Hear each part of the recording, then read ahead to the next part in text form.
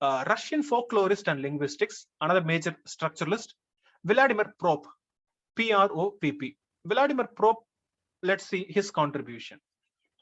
So Vladimir Propp, now structuralism goes to Russia and folklore. So structuralism started with the Saussure, linguistics, a broad field, semiology.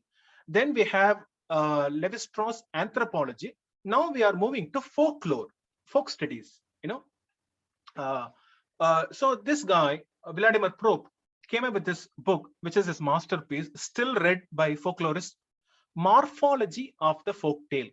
And the word morphology, structure, when you say structures, it's more to do with syntax. Morphology is individual forms, right? Morphemes. We study individual word units. So similar way, we are going to look at story units of folktale. When we say folktale, there are a lot of folktales across the world.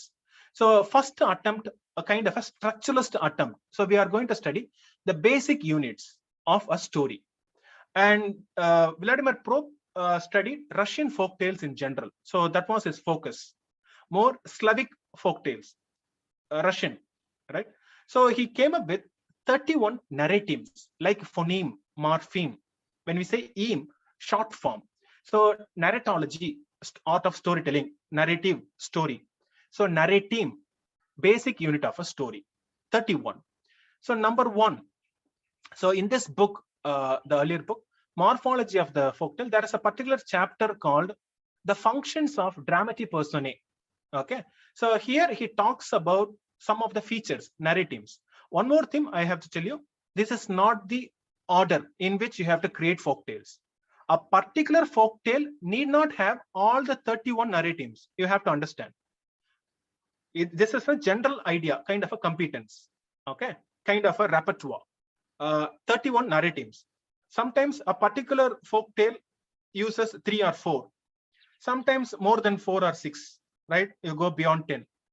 So there are different combinations, but the list we are going to have is a general one, like a competence or lang. Okay, so this is a kind of a lang. So number one, any folktale or some folktales, you have this feature. First one, absentation. So one of the members of the family absents himself from home. This is one of the features. What happens? So if there is a family, then kind of a hero and his mother, and the father is missing, and mother says, what happened? Kind of a flashback. Now the son goes on an adventure to retrieve the father back, who is imprisoned somewhere else, right? So this happens in folktales or stories in general. A son or a daughter tries to save the family, or the other way around. Okay, or other way, you have the son or girl is abducted at childhood, and they try to save or try to find out that. So this is one of the features, absentation. Then interdiction. This is another feature you see often in stories, folktales or other tales. And interdiction is addressed to the hero. In the sense, interdiction is a warning. For instance, when you say interdiction, hey, you should never open that closet. You should never open this. You should never do this. So we have this interdiction in the sense, warning. For instance, you have this famous French tale, Blue Beard. You might have heard this folktale, Blue Beard, B-E-A-R-D. He's a cruel man, but he has married a wife, new girl here now, and only one warning. He gives the bunch of keys to her and tells her, never ever open that room. That arouses our curiosity, right? So that's how one of the features in folktales, they give a warning. Don't do that. Don't go beyond this land. So that is one of the features. You should never cross this bridge. You should never go across the bridge. So then there is this curiosity, but we know. Third one, violation. The hero, the protagonist will definitely violate. So here in this French tale, the wife, out of curiosity, she opens that room.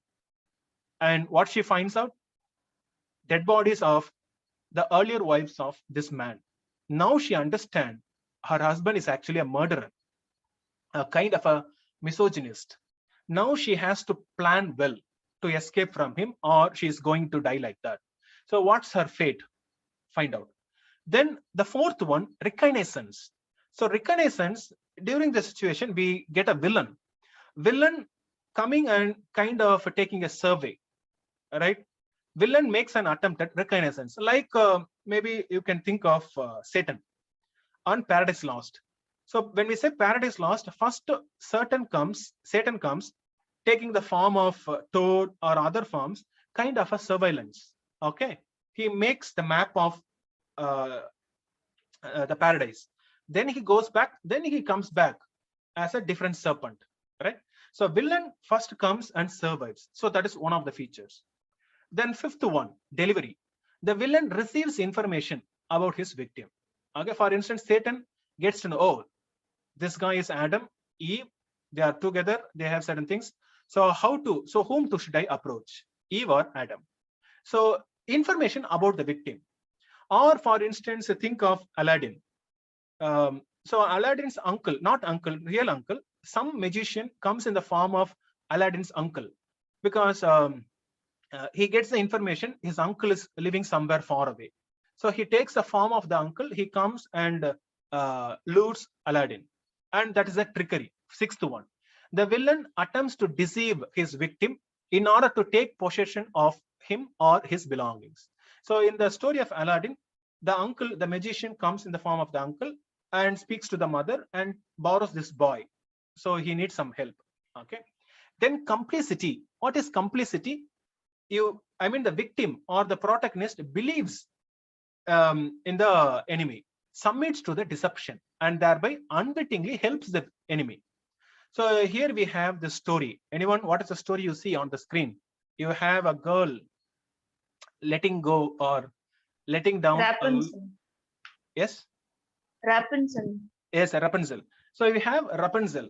So this story is famous. And what is the story? And you have some of the features here. Here is a girl, Rapunzel, who is abducted by this witch. So first one, Absentation.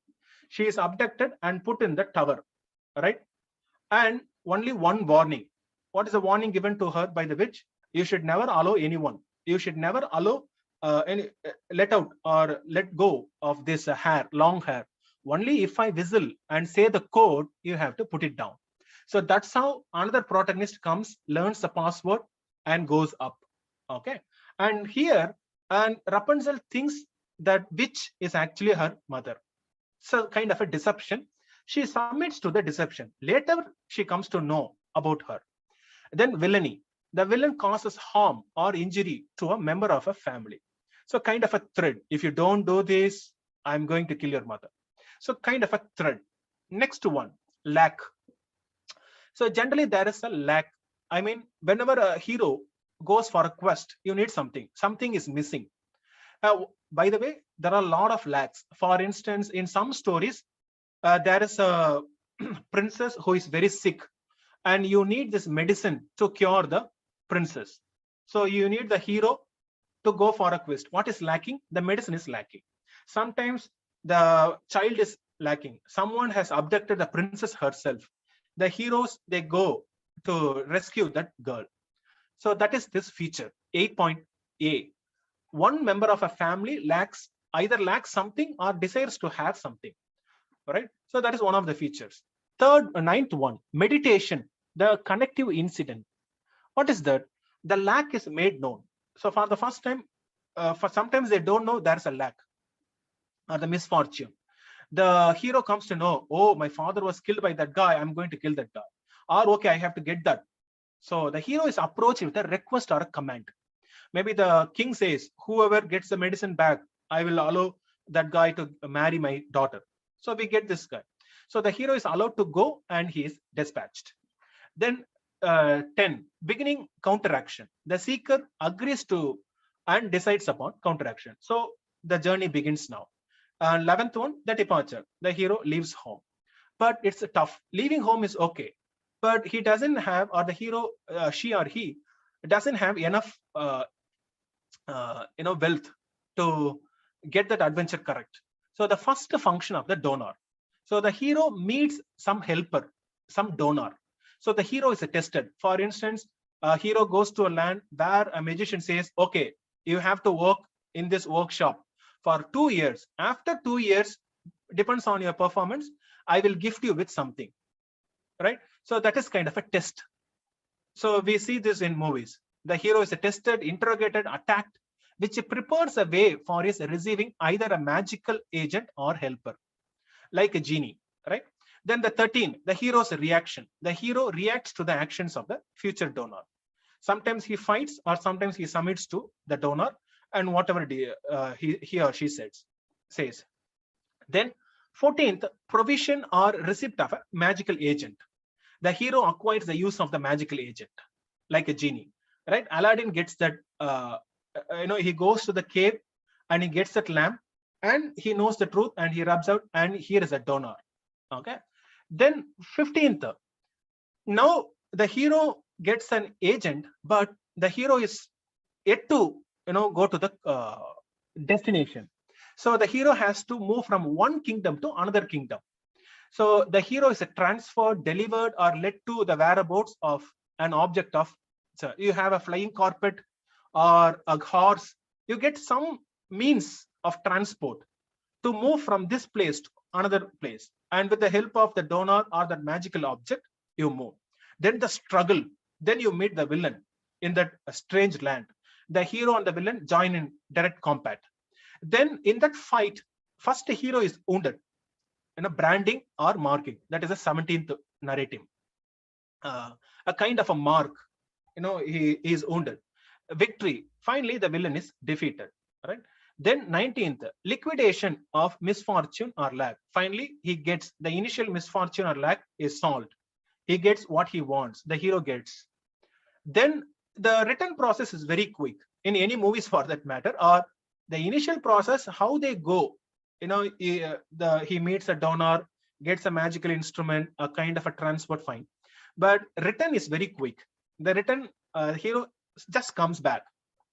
And on the way, there are a lot of problems, pursuit or chase. The hero is pursued by other villains or the major villain.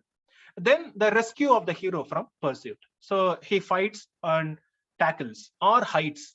So here is only a rescue. Someone rescue the hero and that guy or girl hides the hero from the villain. Then now 23, unrecognized arrival. Now the hero comes to the land back unrecognized in the form of a servant or a maid or a cook, and they don't reveal their identity. The hero is in disguise now, arrives home. All right. Then when the hero is back, he finds out there is someone who pretends to be that hero, or who claims, I was the one who rescued your daughter. Princess, please marry off your daughter to me. Unfounded claims. So another villain. A false hero presents unfounded claims. The job is done by the real hero, but someone claims, right? And now hero has to tackle that situation. Then 25, difficult task. Now the hero has to prove himself. Sometimes they are asked to break a bow, like in Ramayana, or some other task. You have to or you have to cross the 7 oceans or 7 seas. Some tough task is given, and finally solution, the task is resolved, and because of that the hero is recognized. So this is recognition. And the false hero or villain is exposed. They are also in disguise, the exposure. Now hero is rewarded. The hero is given a new appearance, no longer a cook. So the hero is given a home, wealth, and get married, kind of a situation. And punishment, the villain is punished, and finally kind of a wedding, happy ending. The hero is married and ascends the throne. So these are the 31 narratives by Propp, Vladimir Propp. Okay, I hope it's okay. So this is a structuralist analysis.